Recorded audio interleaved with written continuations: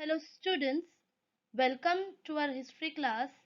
I am Miss Annie Itur and today we are going to learn chapter number 10, Ancient Indian Cultural, part 2. So students, in our previous video, that is part 1, we have learned about the language and literature. In that literature and language we learn about different authors and their work. Second, we learn is life of the people, how there was a prosperity due to internal and external trade taken by the territorial and sea routes. Also, we learn about the society which divided into numerous castes and about the clothes of the people and how the teaching got into developed in which period, all that we have learned in our first part. So today we are going to continue with the remaining part.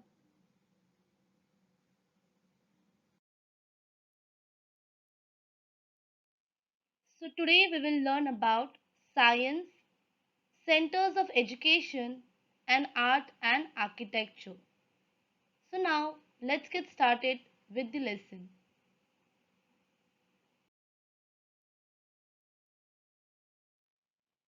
Science, medicine. Indian medical science is known as Ayurveda. So if you know, then there are many diseases, and of that disease, all solutions are given in Ayurveda.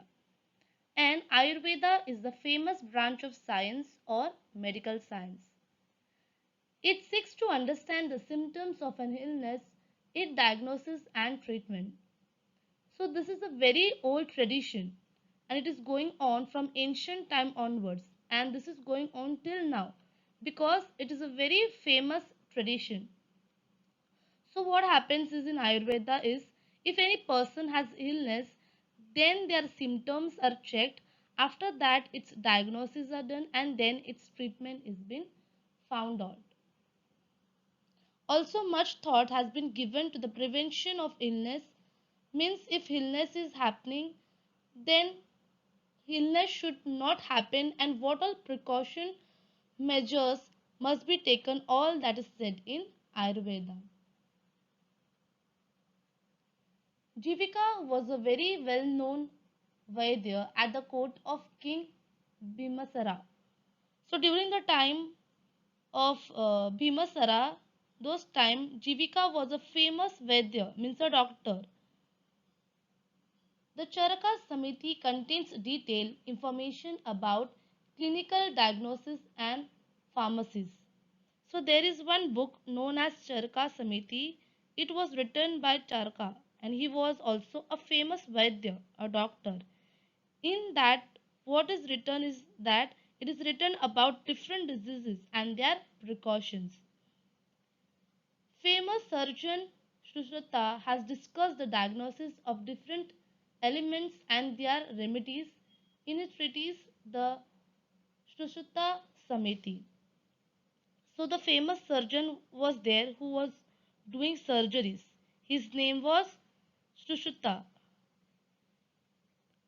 and he was also writing a book, and he has written a book known as Shushruta Samiti. In that also he has discussed about the diagnosis of different elements and their remedies, that is about his treatments.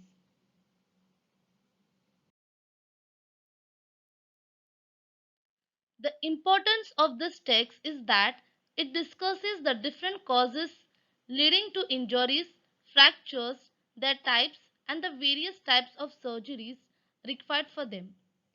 So in the book of Shrushruta Samiti, he also discussed about different causes leading to injuries, fractures, and what are their types and what all surgeries are required for them. All this is mentioned in this book. So this book text was later translated into Arabic language, and his language and this language was later called as Kitab-i-Susud, like this book that Shrushruta has written. Vagbharta was also a famous author of ancient time who had wrote many books on medical science. That books are Ashtatyak Sangraha and Ashtatyak Hridaya Samiti. So these were the most important book.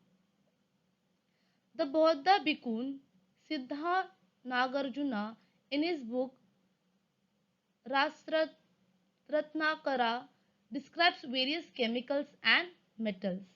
So there was one Bauddha Bhikkhun whose name was Siddha Nagarjuna.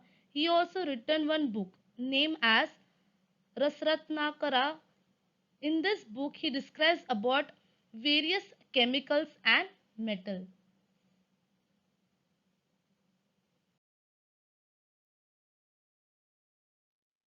Mathematics and astronomy. The ancient Indians had studied mathematics and astronomy at great depth. So during the ancient time, Indians have studied a lot about mathematics and on astronomy. Those time mathematics and astronomy was very much developed. So India was the first to use the numbers 1 to 9 and 0. They invented the concept of decimal system in which the value of a digit changes according to its place, ekam, daham, units, tens, etc. So the decimal system is that if we write numbers like 1.234, so this point is known as decimal system. This invention was also done in India. The scientist Aryabhatta wrote the book Aryabhatiya, which included many formulas for mathematical operations. So one scientist was there known as Aryabhatta. He was the first to find about zero, and he had written one book known as Aryabhatiya. In this book he included many formulas for mathematical operations, which was very useful in mathematics. And Aryabhatta was a mathematician as well as the astronomer. Means he had collected lots of information regarding space.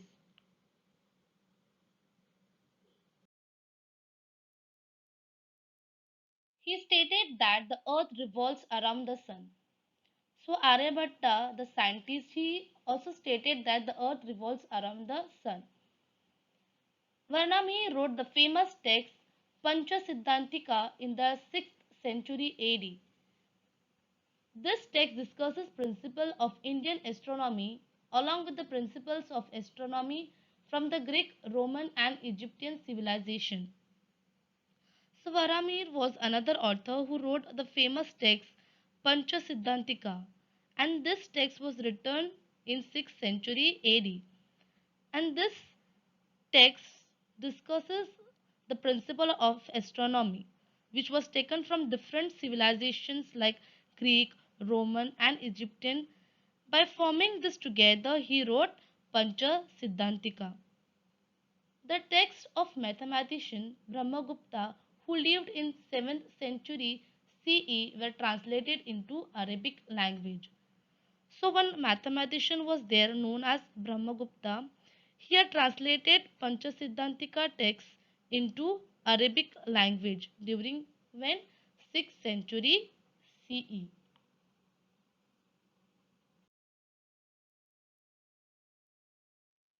Centers of education.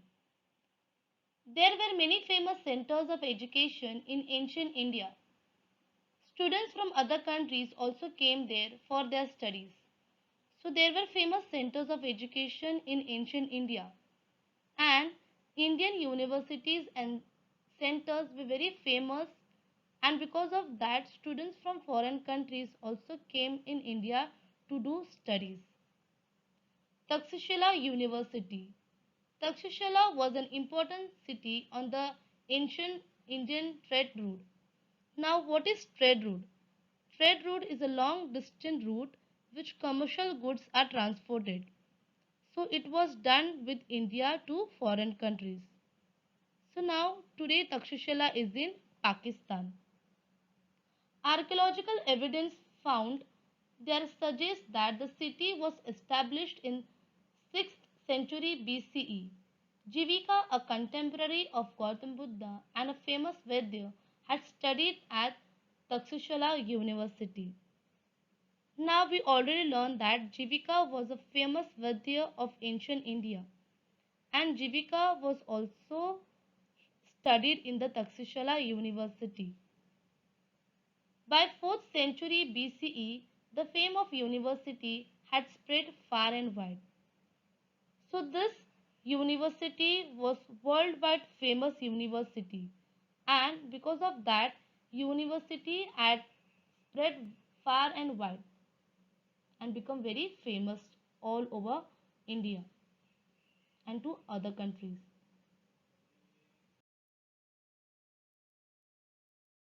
Chandragupta Maurya, the founder of Maurya Empire, was educated at this university. So Chandragupta was also educated in this Takshashila, but for only little time. After that, he was translated to another university by his guru, that is Chanakya.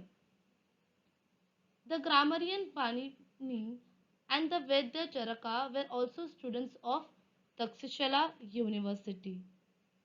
So the Panini was an author who had written many books on Sanskrit grammar, and Vedya Charaka. Now he is the famous Vedya. So these two were also the students of Takshashila University. The Greek historians who accompanied Alexander have also given a description of this university.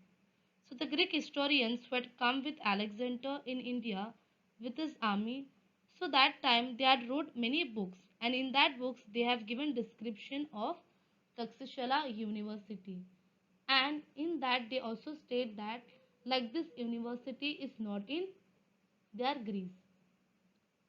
The famous Chinese Buddha bhikkhun Fa who came to India around 400 CE, also visited the Takshashila University. So Fa had visited many universities. In that he had visited Takshashila University also. And in his book he had written about this university. The university provided education in various subjects which has Vedic literature, Buddhist philosophy, economics, logic, etc.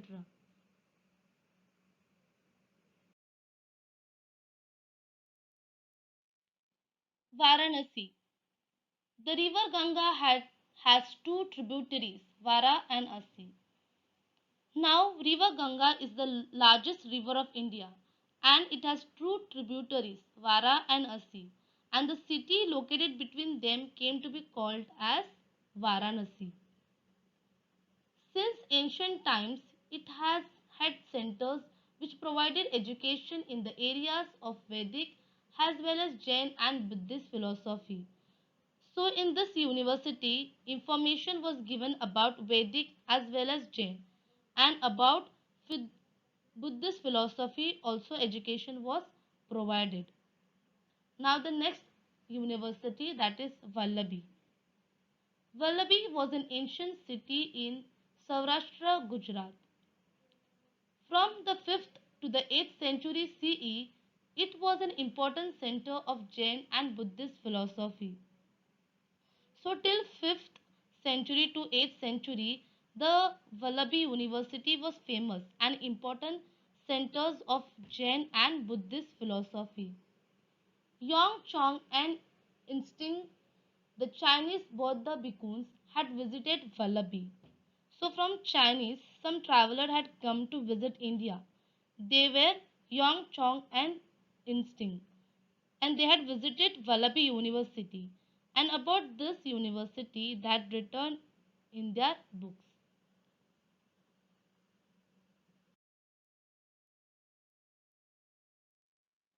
Nalanda University. The remains of ancient Nalanda University can be found near today's Patna city in Bihar. Emperor Harshavardhan made generous donations to this university. Harshavardhan, who was the important emperor of Vardhan dynasty, he had given many generous donations to the Nalanda University. And we have already learned that Harshavardhan was collecting revenue. After that, he was distributing this to the people.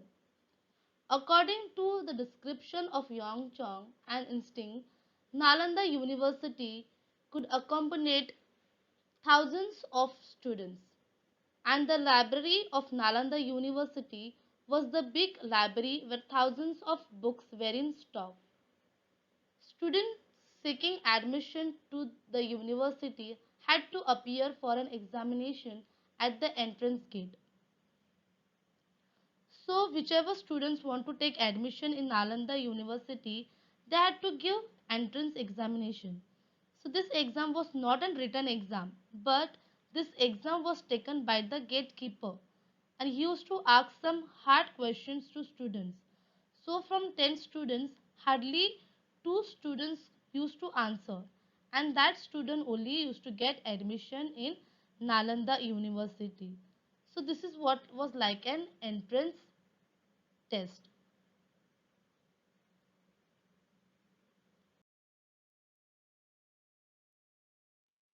Vikramshala University. This university was located near today's Bhagalpur in Bihar. It was established by a king named Dharampal in 8th century CE. It had 6 viharas, each having its own separate entrance. Viharas means sections, so there were sections. Kanchi. During the reign of Pallava dynasty, 6th century CE, Kanchi in Tamil Nadu emerged as an important center of education. So during the time of Pallava dynasty, there was a center of education known as Kanchi, and it was in Tamil Nadu. And this center was an important center of education. Now, what all was taught here is they were teaching about Vedic literature and about Jain and Buddhist texts. So, this was all about the centers of education.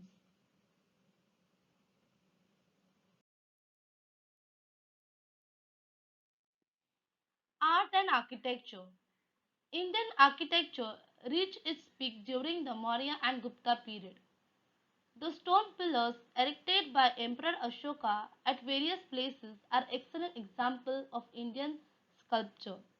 Now Ashoka was erecting stone pillars so that he can write the teaching of Buddhism, and this Buddhism should spread to all people. That is why he was doing that. The Supta at Kanchi and cave sculptures at Udyagiri, Kandagiri, Karla, Nasik, Ajanta, Ellora, etc. show that the same tradition advanced even further. The art of making images was developed during the Gupta period. So, in different old caves, there are different paintings of animals, human beings.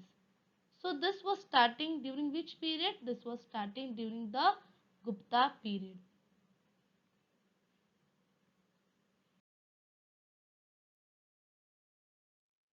Temple architecture developed during the reign of Chalukya and Pallava dynasties in South India.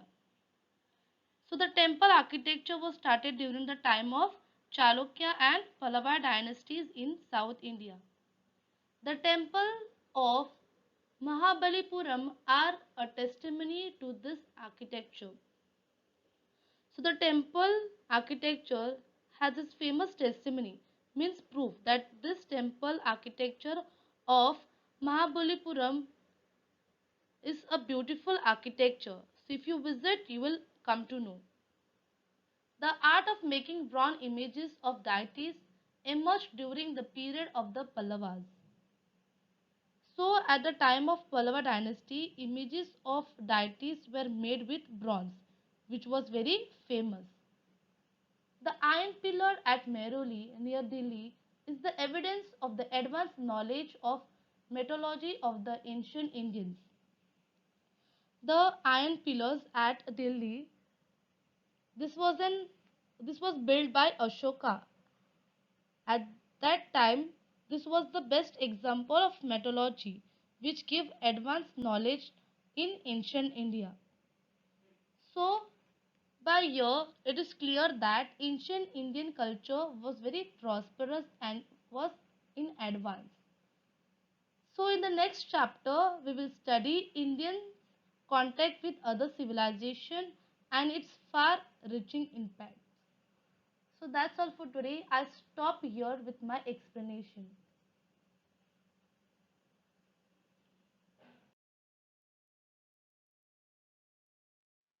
Now let us solve the question answers which are on page number 53.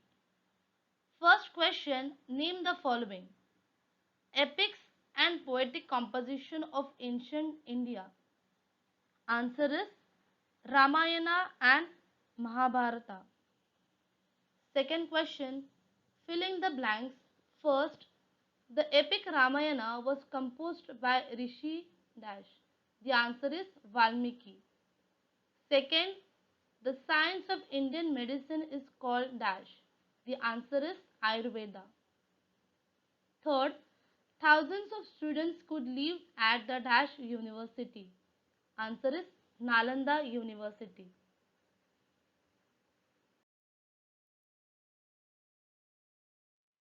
Now, question number 3. Answer in one sentence. First, make a list of ancient Indian university.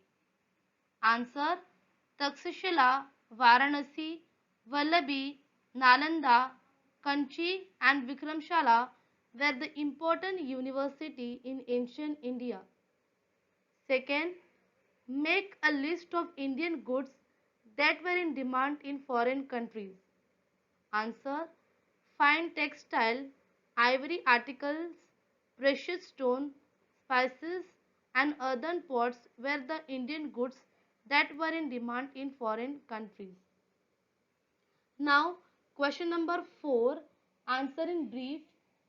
First, explain what is meant by Tipitaka. Answer: Tipitaka is the Buddhist religious work in Pali. Tipitaka means that which is divided into three parts. Those are Vinay Pitaka that prescribes the rules for regulating the Buddhist Sanghas. Then Sukta Pitaka are the common teachings of Buddha. Then Abhidhamma Pitaka is the systematic analysis of the Buddhist doctrinaries. Now question 2. What aspects does Ayurveda take into account? Answer: Ayurveda is the ancient Indian science of medicine. It gives detailed symptoms of diseases.